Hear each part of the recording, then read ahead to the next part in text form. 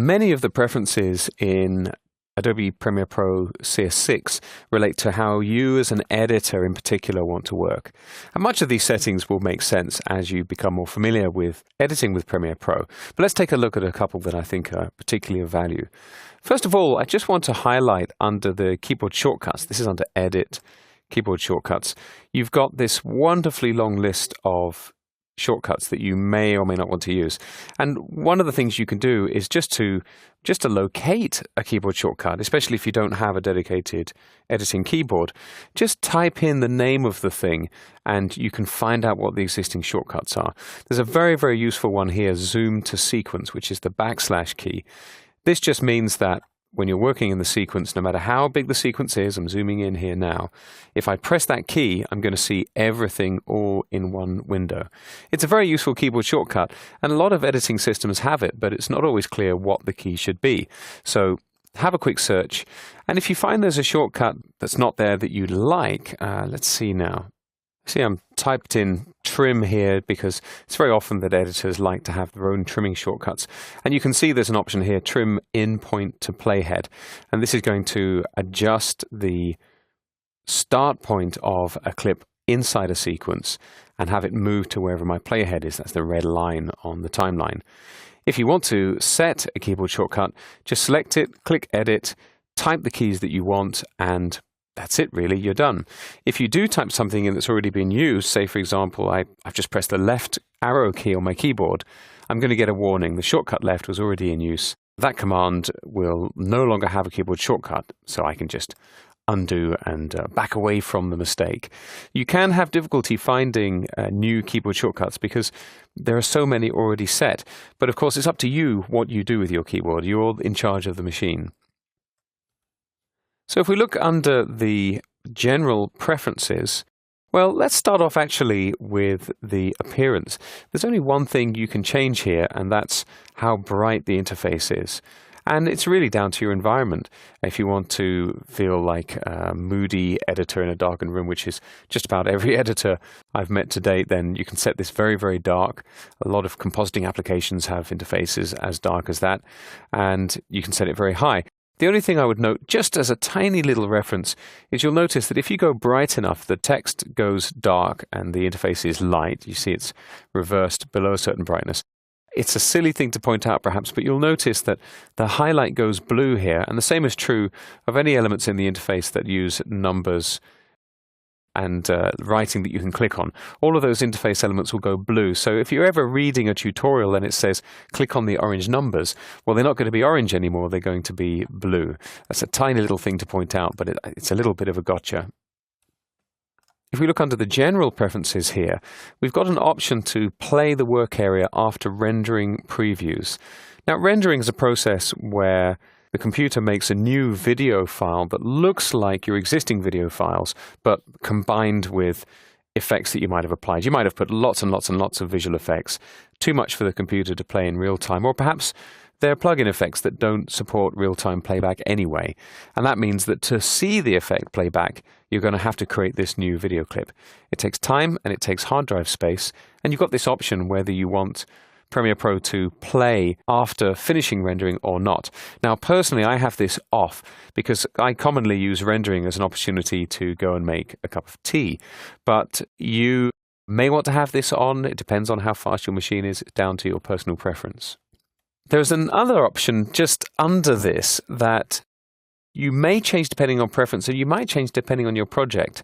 Scale to frame size simply means that if you have video that does not match your sequence, say you're working on a standard definition sequence and you bring some video into it that's high definition, well, do you want Premiere Pro to scale down the high definition media to match your standard definition timeline, or would you prefer that it leaves it alone?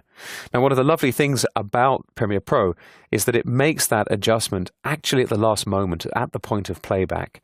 It doesn't make changes of that kind when you import media or even necessarily when you put it onto the timeline, unless you tick this box. This is a setting you can apply item by right-clicking on clips inside your edited sequence, and Premiere Pro will just apply the setting depending on the tick you have. If I turn this off, for example, and right-click, you can see scale to frame size is actually on anyway for this clip. I can turn it off and, well, nothing's going to happen because the clip matches the sequence anyway. But depending on what you're working on, you may or may not want this turned on. Generally speaking, you will, because it's going to save you mouse clicks. But it's possible you'll be working on a project where you want to pan and scan inside the original media, in which case you'll turn that off and use the other, more detailed controls for changing the scale of the shot, and you can animate those over time. There's another little option here to do with the way the mouse scrolls on the timeline. If I click OK here, I'm just using the mouse wheel, and you can see my view of the timeline is moving horizontally. Now, I find it pretty easy to drag this navigator at the bottom. So what I tend to do is set this preference to vertical instead, and now I can scroll the tracks up and down. This is actually very useful because as you're working on more and more complex sequences, you could end up with many layers of video and audio. It's pretty handy to be able to navigate between them in this way with the mouse.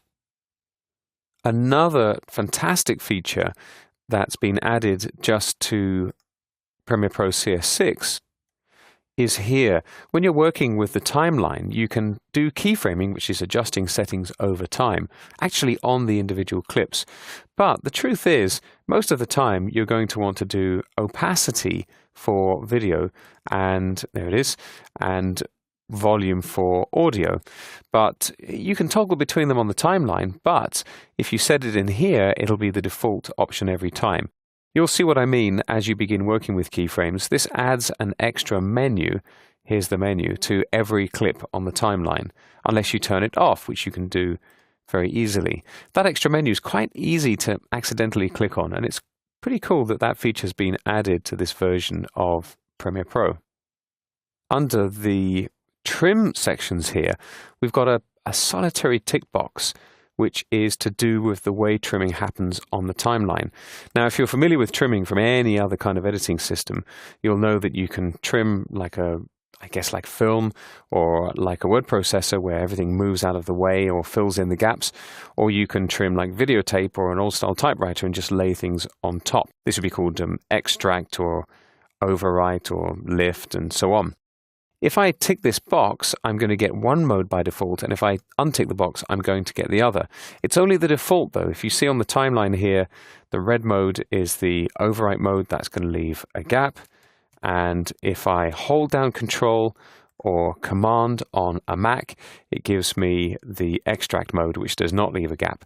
So it's not tying you to one way or another, and I have to say I'm more of an extract man for standard trims. It's less likely for me that I'm going to want to leave a gap, and I'd rather use the modifier key in that situation. As with all the other preferences I've been showing you here, this really is a question of personal, well, I suppose the word would have to be preference. These are just a few of the items that editors change on a personal basis depending on how they like to work in Premiere Pro.